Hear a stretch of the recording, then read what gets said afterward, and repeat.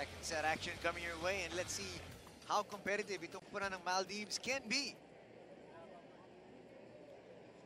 Losing that first set quite handily, 25-4.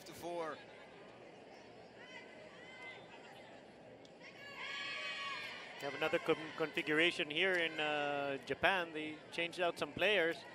Imamura now in. Hitting on the outside there. She's there beside the setter up front.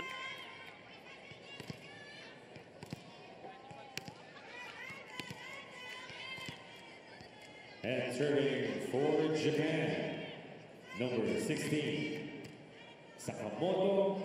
Start things off, Sakamoto serving para sa koponan ng Japan. Looking to make this a quick 3-set encounter. Free ball coming their way. Actually, a free point coming their way. Point goes to Japan. Nakakatuwa itong Japan. Yeah, kayang-kaya nila yung kalaban, but they still go through their progressions. Look at them, calling out their hitters, calling out the defense. The serve is brought to you by Smart. Live more. Yan, signs of a disciplined team. Talagang tuloy-tuloy yung usap. That attack going nowhere para sa Maldives. Point Quickly. 2-zip. Lamang ang Japan.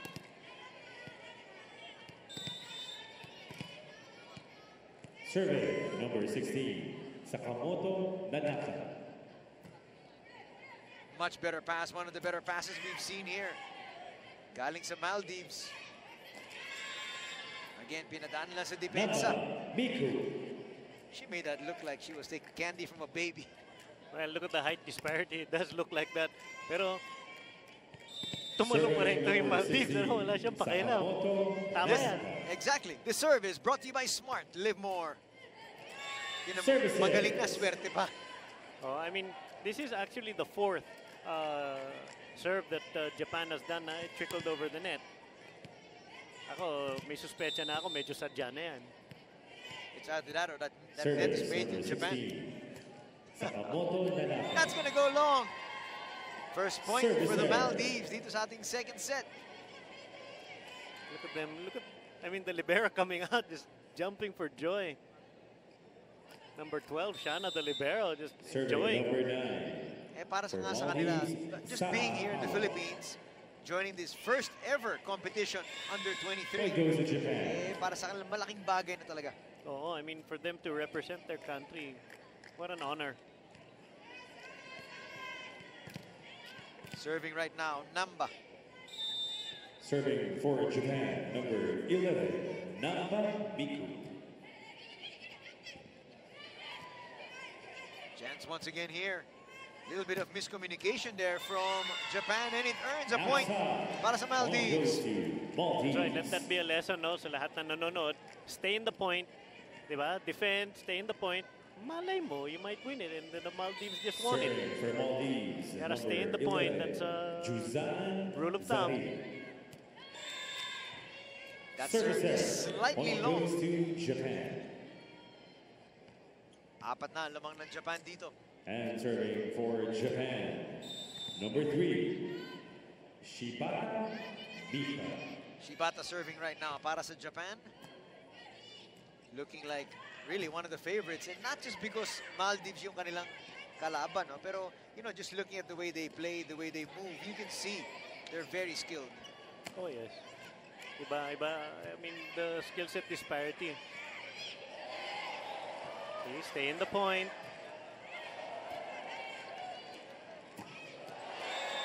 That one, quick play up the middle. Point there for Namba. Okay lang, kasi that transition point, talagang, that will be priceless for the Maldives team. This ultra-fast spike brought to you by PLDT Home Ultera, your ultra-fast LTE for a happy family. Regalo. Yamamuchi Misaki. Yamamuchi at the right place in the right time, and that's going to bring us to our first technical timeout here of set number 2. At nagbabalik po tayo dito sa Phil Sports Arena for the opening day of this, the very first Asian Under-23 Women's Volleyball Championship. Anthony Stay po kasama si Tex Suter, and Right now, we're watching Japan up against this Maldives squad. And obviously, para sa kanila, basta makalaro lang sila rito, talagang successful na yung kanilang programa. Violation is going to be called. Yeah, and that's the lesson you learn, no? You gotta stay in the point. At malay mo, mananalo ka. You gotta outlast your opponent. Point goes to Maldives. And The serve is brought to you by Smart. Live more. Nice serve. Well, tumama yun sa net, and that threw the defense off just a little bit. I can only guess now what the Maldives coach is telling his players. Hey, just stay in the point. Right? It's all priceless from here. Eh? And as you can see, he continues to remain positive. Even the assistant coaches on the bench just cheering them on, clapping. Sa kabilang panig, nakita mo yan yung coach ng Japan, si Coach Abo. The serve brought to you by Smart. Live more. Violation is going to be called. Wow. Yeah, at this rotational level. error. Yeah, that's kind of weird. I can only hazard a guess that this six really hasn't played together. That's number one. At the same time also, medyo masyado na silang relax kasi alam nilang kayang-kaya nila yung kalaban. That can turn into a negative, no? Yes, it can. Kaya nagustuhan ko yung napuna mo kanina, na nakita mo, they were still going through the rotations, they were still going through the motions of what they would normally do, regardless of kung sino yung kanilang kalaban. Okay, and mahirap yan. May kisabay ka sa kalaban mo. Mahirap yun. Baka, before you know it, lamang na sila. I mean, nakaka-demoralize na yun. That's true. You never want to play down to your opponent.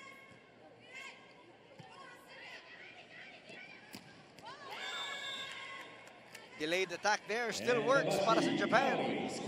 Really no pressure on the middle attackers here of Japan to be on time, no? Kasi pwedeng differential lang eh.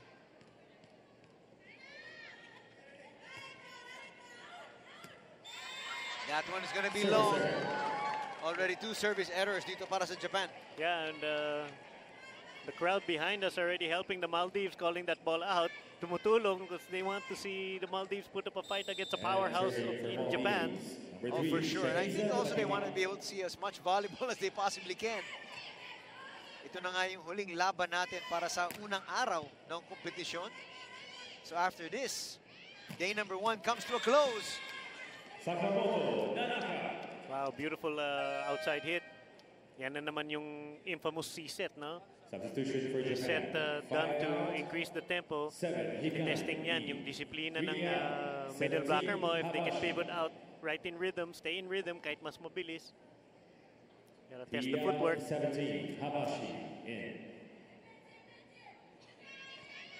Looking for a little change here is Coach Abo. Again, trying to look for a different combination, obviously, because it's not that he didn't really see anything that he needed to tweak in his lineup. Maybe he just wants to run something with this particular rotation. Exactly. Not the best of passes once again.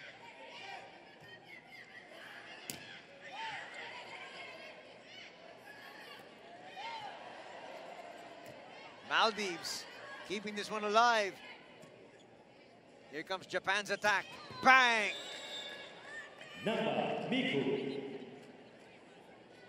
And you can see the smiles on their faces of the players from Maldives. They just love this competition. Yeah, and it's not smiles na nahiya sila or anything, no? They're smiles because parang they look like sponges. Parang, okay, ganito pala. It's a constant learning curve of all of them. See, Japan started dinking on them at nakakapunto sila. Now look at the Maldives. They nag-dink sila, found a campfire in the back. So they're learning. It's nice to watch. They're growing up right before our very eyes here. Outside attack.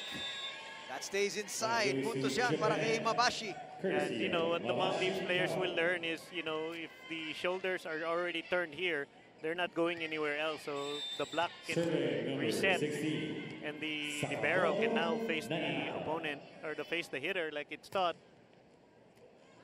Services. Boy, that ball just kept floating. Second technical timeout. That's going to bring us to our second technical timeout dito sa ating second set. At nagbabalik tayo dito sa Phil Sports Arena. You're watching the Ribisco First Asian Under-23 Women's Volleyball Championship. And we'd like to thank, of course, the Asian Federation for choosing the Philippines as the venue for the very first staging of this tournament. Yeah, I think this is kind of long overdue, no? The fans, you see them still here. Sabi ng Japan, wala daw sila nahawakan doon. And again, going back to your point, Tex, staying the point. Eventually coming up with another one here. That brings them to 7. Yeah, that was the only way Chuck Wepner would have won against Ali. You gotta stay in the fight. This serve is brought to you by Smart. Live more. Nice dig. It's going to be a free ball, though, for Japan. On the outside, scoring once again. That's Imamura. Yeah, the strong outside hit there. Another C-set. You know, all the Maldives could do is just slow the ball down. Soft blocking is all they could do. Then ibabaw pumalo on Japan. Another chance ball here. Let's see if they run something intricate or just keep it simple. Just simple. I mean, look at Japan. They're still hitting smart. Kahit na kayang-kaya nila kalaban, still going through the smaller blocker. That is a disciplined team on the other side of the net of the Maldives. On the outside, the set masyado malapit. At nandun na naman si Mabashi. Yeah, and you know, the setter will learn to keep that ball 1 meter off the net para hindi abot ng blocker. This time out, brought to you by Ribisco, making delightful moments possible every day.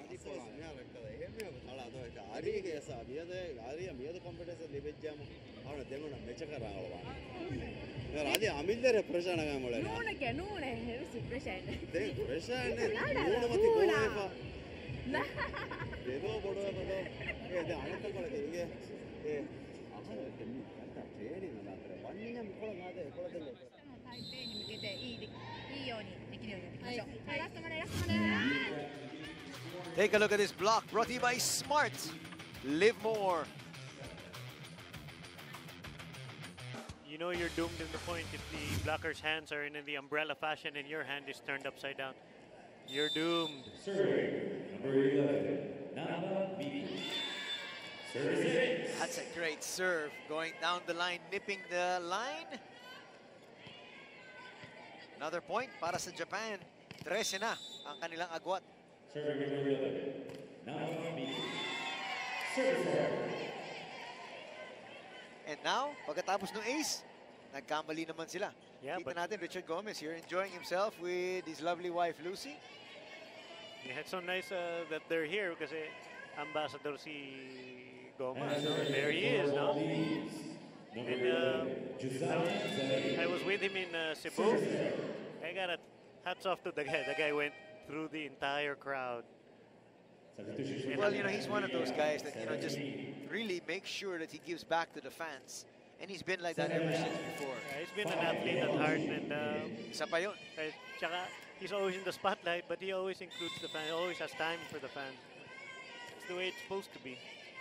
You know, he might have set the record already for Philippine sports as being the only athlete, I think, to compete for the national team in 4 different sports. Because he was in shooting. He was also in, obviously, he was in rowing. He was a fencer, and then now he represented the country last year in the Asian Men's Club Championship. That's right. Playing for the Philippines for 4 different sports. Yep, showing lots of people out there. It is possible. Discipline lang. And that is not his #1 priority talking about sports, because obviously yung kanyang entertainment, yun talaga yung #1 sa kanya. Plus having a family too. Exactly. Timeout is going to be called here in the Maldives, and just like what we saw a while ago, I'm sure this is going to be a very nice conversation. This time out brought to you by Ribisco, making delightful moments possible every day. The positive huddle there. All I could We're back in the game. This after quarter we ends. check the Japan, pool here, 22, Philippines, Kazakhstan, Iran, Maldives, Pool B, 9. China, India, and Macau, Pool C, Japan, Taipei, and Maldives, and Pool D, Korea, Thailand, and Uzbekistan. What I can draw from that, as we can see, single round robin, And top 2 serving advance, for no? Japan, number From 2, that timeout, he was Ivan talking Moore, about soft Ivan blocking and also tweaking his defense that, you know, like we talked about earlier, if the shoulders are facing cross, it's gonna cross. Probably just pointing that out to his defense. Well, the defense that time working para sa Maldives, and you can see just how pumped up they are to score another point, and now they're in double figures. Substitution for Maldives, 7 out. 13, Arisha. And number in. 7 is coming out. It's like, come on. I want to stay in, coach. This block is brought to you by Smart. Live more. And ito si Arisha, nung pumasok siya, nakita mo tumakbo talaga siya para pumasok eh. Talagang she's just excited to be able to play.